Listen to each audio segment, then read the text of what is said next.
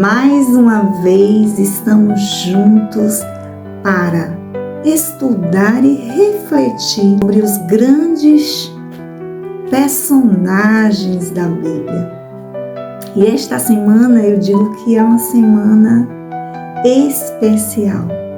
É uma semana em que comemoramos a essência da maternidade, a essência do amor de uma mãe.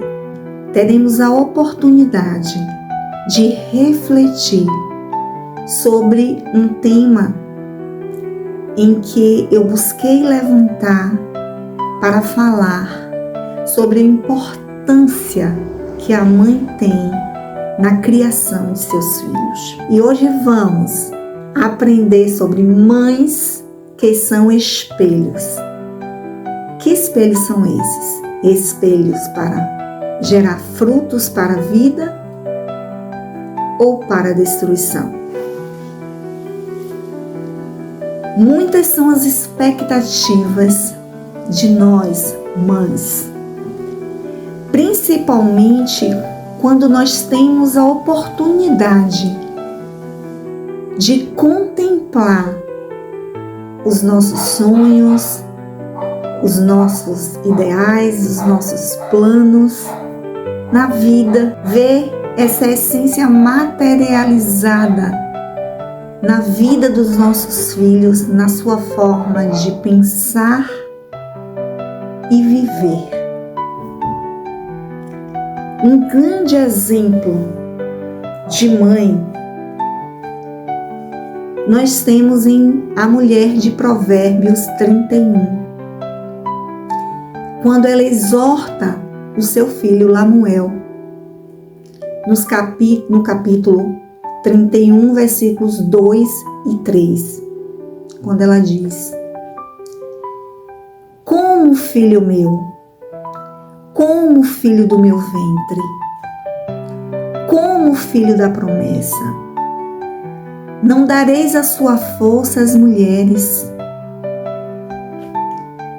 nem andeis por caminhos de homens ímpios. Quando eu entendo neste versículo, na essência, no contexto dessa palavra, muitas mães vivem este dilema. Apesar de aconselhar os seus filhos, muitos deles vivem em relacionamentos abusivos, vivem uma relação que, diante aos olhos de Deus, não contemplam aquilo que Ele sonhou para cada um de nós. Como também o caminho, não dê o seu caminho aos reis que podem matar. Quantas de nós vemos os nossos filhos muitas vezes andando por caminhos que parecem ser bons, mas são caminhos que levarão à destruição? Como temos sido espelho na vida dos nossos filhos? Temos exortado os nossos filhos a partir dos planos que nasceram do coração de Deus ou a partir da nossa própria inteligência? Salomão era um homem muito sábio e, ao exortar os seus filhos, levantou a seguinte questão: sobre tudo que se deve guardar, guarda o teu coração, porque dele procede as fontes de vida. Será que temos guardado o nosso coração? Teremos a oportunidade de conhecer alguns exemplos de mães no contexto bíblico que geraram frutos para a vida e aquelas que geraram frutos para a destruição. Primeiro vamos meditar na essência da mãe, chamada Ana e Penina. Ana e Penina eram esposas de Elcana. Porém, Ana era a mulher que encantava o coração de Elcana. Ana era estéril e Penina, que recebeu a dádiva da procriação. Porém, Ana sempre se colocou como uma mulher de fé. Ela intercedia a todo instante a Deus para que lhe concedesse ser mãe. Já Penina, ela se gloriava da necessidade que Ana tinha. Ela se colocava como uma mulher egoísta, zombadora. Ela se engrandecia pela dádiva que a ela era confiada. Então, dentro desse contexto, Penina desenvolveu uma insensibilidade aos problemas que acompanham o seu próximo. Os frutos de Ana foi conceber a Samuel. E antes mesmo de conceber a Samuel, Ana o consagrou ao Deus que lhe concedeu, que lhe deu a dádiva de gerar. E Samuel cresceu, se tornou um grande profeta de Deus. Já os filhos de Penina, eu digo filhos porque ela teve mais de um, mas a Bíblia não relata quantos foram os filhos de Penina.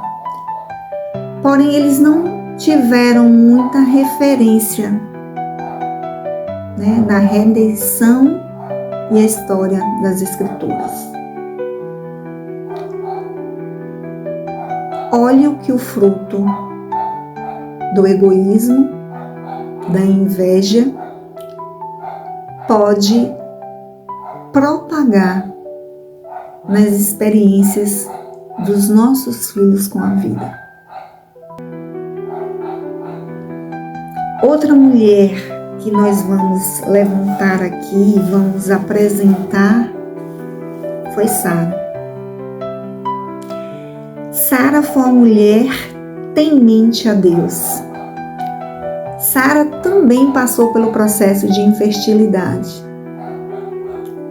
A Bíblia não traz muitos relatos da vida de Sara, mas Sara era a mulher de Abraão, um grande servo do Senhor, pai de muitas nações.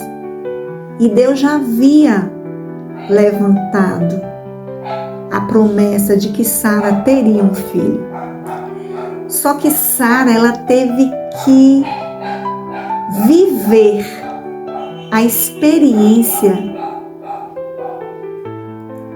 de aceitar o tempo de Deus, o tempo Kairos. Então, por muito tempo, Sara desejava um filho.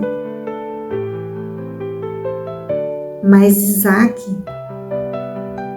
ele veio no momento oportuno e se tornou filho da promessa, o filho desejado e prometido por Deus. Outra mulher foi Joquebede. Eu digo que Joquebede, ela é exemplo de esperança e resiliência. Joquebede, ao dar à luz a Moisés, ela se viu numa situação de desespero, de angústia, diante a um decreto levantado pelo faraó. Faraó, muito preocupado com o Messias que haveria de nascer, pediu que todos os bebês do sexo masculino fossem mortos. Naquele momento, em meio aos desafios da vida, Joquebede, ela decidiu renunciar ao próprio filho por amor a este filho. Então ela teve a ideia de pegar um cesto de junco untá-lo todo com betume, arrumá-lo para acomodar aquele bebê, o seu filho Moisés. E ali ela lançou aquele cesto nos rios do Nilo, porque ela acreditava, ela tinha esperança que alguma serva, que alguma mulher, que viviam nos palácios de Faraó, iria encontrar aquele cesto. E assim foi, e assim aconteceu. Moisés foi encontrado por uma das amas da filha de Faraó e foi entregue. Então aquela ama entregou aquele filho à filha de Faraó. E ela o acolheu com todo o amor. Eu digo que foi a mãe do coração, a mãe que adotou. Quantas e quantas mães renunciam, à sua própria maternidade, a essência, a dádiva, por amor àqueles que estão lá fora, precisando de uma família, precisando de um amor, de uma mãe. A filha de Faraó, ela adotou no coração Moisés, se encantou por aquela criança, cuidou dele e mais tarde, Moisés veio a se tornar um grande homem, o libertador do povo hebreu, que já vivia na escravidão, cativos há 400 anos. Joquebede, ela também teve a oportunidade de amamentar Moisés, mesmo Moisés não convivendo com ela no dia a dia, porque a filha de Faraó jamais conseguiria amamentar aquela criança, e era o desejo dela nutrir Moisés com o leite materno. E quem foi a mulher escolhida? A própria mãe. Deus é tremendo. Deus, quando Ele quer agir, Ele age de formas inexplicáveis, imensuráveis. Outra grande mulher foi Isabel. Isabel, eu digo que ao ler o contexto sobre a vida de Isabel, nós vemos uma mulher irrepreensível, temente aos mandamentos do Senhor. Isabel, ela foi a mãe de João Batista, aquele que veio para abrir os caminhos para que o Filho do Pai Celeste viesse. Ele anunciou essa vinda. Quando João Batista cresceu, se tornou um grande homem, um grande profeta. Exemplos de retidão, de amor, de dedicação. Mas também temos exemplos que não foram tão valorosos assim, que em algum momento da vida os seus corações foram regidos pelo pecado. E uma dessas mães foi Atália. Ela foi uma mãe maquiavélica, conselheira. Além disso, ela nutriu no seu coração a ambição. E os frutos dela eram o espelho da vida, muitas vezes, pecaminosa de seus pais. A Atália chegou a um ponto de matar os seus netos e usurpar, roubar o trono de Judá. devido à sua missão por poder. Outra mulher que nutriu no seu coração motivações para a destruição foi Herodia, a mulher de Herodes. Sua filha era chamada de Salomé. Ela encantava todo o reino, todos os homens com a sua dança. Porém, Salomé também foi consequência dos erros e do pecado de seus pais, principalmente de sua mãe Herodia. Herodia nutriu, assentou no seu coração sentimentos malignos. Herodia foi a mulher que nutriu no seu coração grande rancor por aquele que veio abrir os caminhos para que Jesus viesse anunciar a salvação. Ela contaminou Salomé com seus maus pensamentos, de forma que as duas se uniram para planejar e matar João Batista.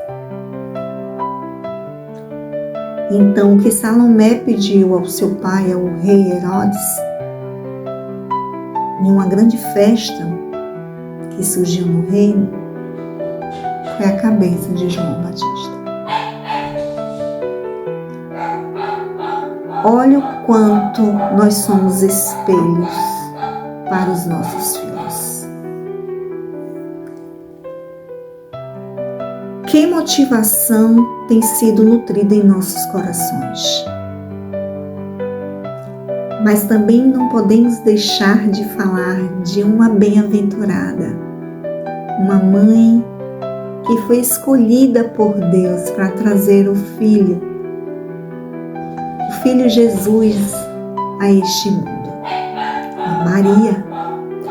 Eu digo que Maria foi exemplo de serviço, porque uma mulher virgem se colocou a serviço a partir da palavra.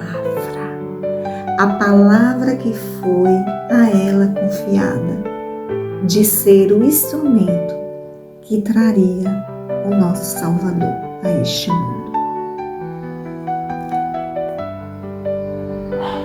Olha quantas motivações. E a Bíblia já reflete sobre o nosso coração.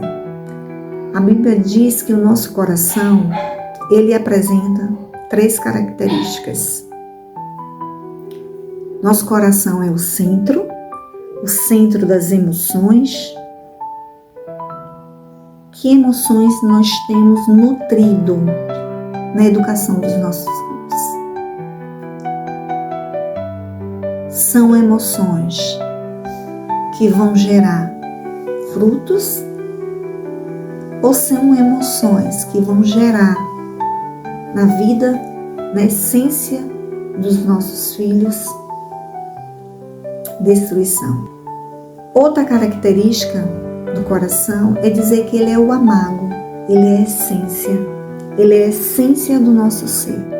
Que essência nós trazemos dentro de nós que fazem valer a educação dos nossos filhos? É algo para ser pensado, não é verdade? Outra característica é a motivação, como eu já havia dito. Qual é a motivação interna que tem sido gerada para ajudar os nossos filhos a seguir caminhos que levam à valorização da identidade de Cristo, de princípios valorosos para a vida em comunidade, para a vida em sociedade e para a essência, a essência louvável em seu ser. Após conhecermos alguns exemplos de mães, em que contexto você se encaixa?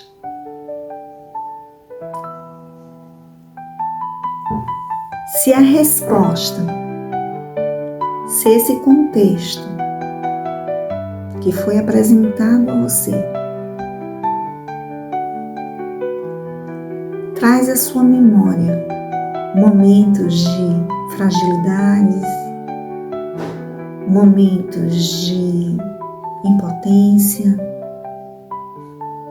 momentos em que não sabemos o que fazer ou o que fizemos, mas não da maneira tão correta, eu quero te dizer, nós não nascemos, nenhuma mãe nasceu sabendo ser mãe. Então eu queria levantar para todas as mães espalhadas neste mundo afora, como você tem exercido a sua parentalidade, na qual foi confiada por Deus a você. Tem exercido com permissividade ou com princípios e valores que vão gerar frutos para a vida? Se a sua resposta, se a sua motivação tem sido a primeira opção, que é a permissividade, não se desespere. Nunca é tarde para recomeçar. Nunca é tarde para desenvolver em nossos corações os sonhos, os planos que nascem primeiramente no coração de Deus para exortação e educação dos nossos filhos. Onde você errou na caminhada, onde você acertou, você pode ser exemplo de vida para muitas mães que precisam aprender a dar frutos para a glória de Deus. E aquelas mães que ainda sentem dificuldade no caminho, o local, o lugar de educação de seus filhos, não podem parar. Continuem